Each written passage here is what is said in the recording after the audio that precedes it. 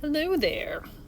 So 4.3, writing equations of parallel and perpendicular lines. So equations of parallel and perpendicular lines. And hopefully we have a little bit of back knowledge because we talked a little bit about it in class today. Hopefully. There we go. I was writing and talking at the same time. Okay, so let's go ahead. Let's start with those parallel lines. Let's get you a definition. Goes right into your notes, parallel lines. So you might know this from another class, or maybe our class today, is that parallel lines are two or more lines. I'm just going to say two lines on the same plane that never cross or they never intersect. I'm going to go ahead and underline never there. So they go on forever and ever. They never intersect. Not sometimes, all the time, we use this little symbol, kind of looks like little railroad tracks, to go ahead and define our parallel lines. So we'll use that symbol there. That means that we're talking about parallel lines. And for our algebra on this one, parallel lines have the same slope, same exact slope, but different y-intercepts. So, for example, here, all of these lines are parallel. Y equals 3 over 2x plus 4. Y equals 3 over 2x minus 6. Y equals 3 over 2x. I'm imagining that you are in class shouting out some of these lines.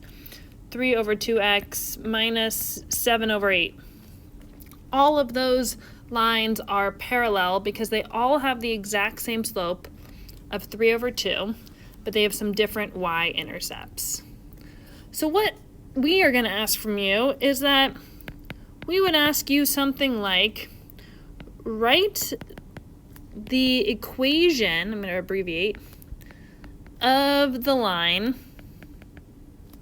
that is parallel, I'm going to use those little symbols, to y, let's see here, y minus 6x is equal to 4.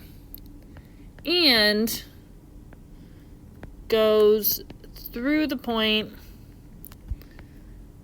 7, 8. Okay, so here's kind of the cool thing is that you only need to pull out certain pieces of information. Number one, you need to know the slope of this line because parallel lines have same slope but different y-intercepts. So this is not in slope-intercept form, meaning we need to change it around a little bit. We need to add 6x so that we isolate that y and get us to 6x plus 4. Now the piece of information that you need to know from here is that your slope is 6 and that this line is going to go through the point 7, 8. That's it. That's the only piece of information that you need to know. So I'm going to kind of pull that out here over on the side. So your slope is equal to 6 and you're working with the point 7, 8. Now from here we have a point and a slope. So we can go ahead and use point slope form. Y minus 8 is equal to our slope, 6, times x minus 7. Let's distribute this guy and combine like terms, 6x minus 42. When we add 8, we get y is equal to 6x minus 34. Excuse me. All right, so these two lines, this is my answer, by the way. Y equals 6x minus 34 is the equation of the line that goes through the point 7, 8 and is parallel to that other one. To go ahead and prove to you, let's pull up these equations on Desmos. Don't worry about writing this part down, just watch for a minute. So we have y minus 6x is equal to 4. So there's our first line, and that second line that we just came up with was y is equal to 6x minus 34. I can go ahead, I can zoom out here. As you guys can see, these lines are going to go on forever and ever and ever. I'm going to keep zooming out, and they're never going to cross. We can look down here. They are never, ever going to go ahead and cross. So those are our two parallel lines. All right, let's go ahead and pick up those pens or pencils again and get a little bit of information on, switch to orange, on some perpendicular lines. So perpendicular lines.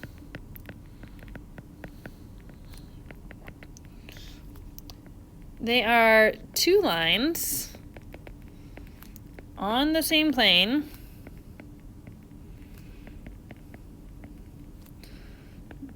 that intersect at a 90-degree, or what we call right angle. So these are these two lines that intersect exactly at that 90 degree, or you can think of this kind of like the corner of a square or a rectangle.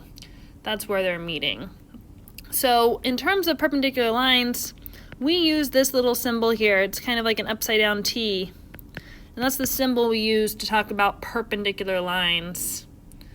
Now for our equations, these guys have opposite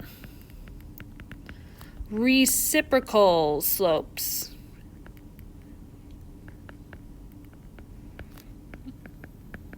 Opposite reciprocal slopes. Doesn't really matter about the y-intercept because it's really about these opposite reciprocals. Now let's talk about what opposite reciprocal means. The opposite part of this, let's switch to yellow. The opposite part of this means that if it's a positive, it's going to become a negative, and if it's a negative, it's going to become a positive. So the sign changes on that. Now the reciprocal means that whatever's in the numerator is now going to come on the denominator, and whatever's in the denominator is now going to come in the numerator. So you're going to go ahead and flip these around. So some of our examples on this guy. If I am talking about the line y equals 7 over 3x plus 2, the perpendicular line to this would be y is equal to negative, so number 1 is the opposite, negative now. Now I have to make it the reciprocal, 3 over 7x. And I can add any one that I want for that y-intercept. So I'm going to say negative 8. So those two lines are perpendicular.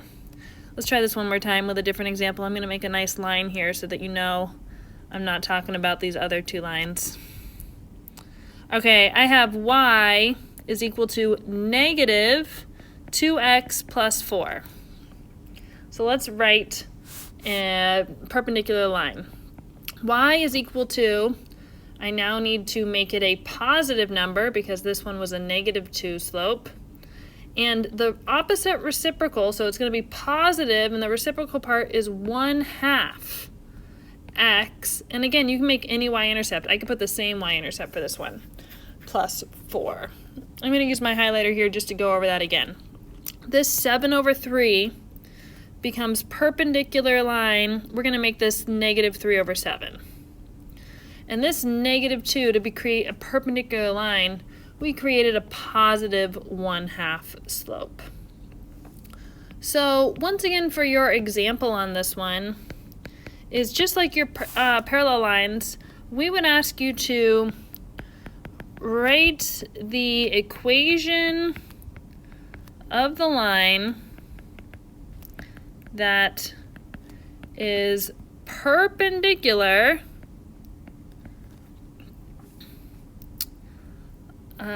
to y equals 4 over 5x minus 2 and goes through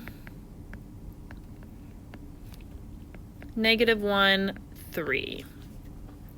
Okay, so there's some pieces of information that we need.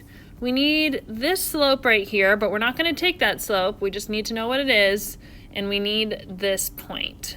So let's rewrite the information that we want. We want a slope that is opposite reciprocal to 4 over 5, meaning that we're going to make it negative, and we're going to flip it around, 5 over 4. Okay, now we're going to talk about the point -1, 3.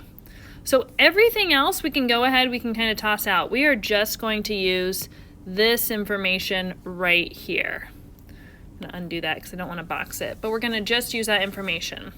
So let's go ahead, let's set this up. Y minus 3 is equal to -5 over 4 times x plus 1. This guy is not easy to go ahead and distribute, so we need to fraction best. We do need to fraction best this guy. We're going to leave our parentheses alone. So this turns into 4y minus 12 is equal to -5 times x plus 1. Now it's easy to distribute this -5x minus 5. Add 12. There's just a few extra steps when we have to fraction best, but it still are mostly the same steps. And divide by 4 on every single term. So y is equal to -5 over 4x plus 7 over 4. And that's my final answer for that guy. All right, thanks, Algebra 1. We will see you soon.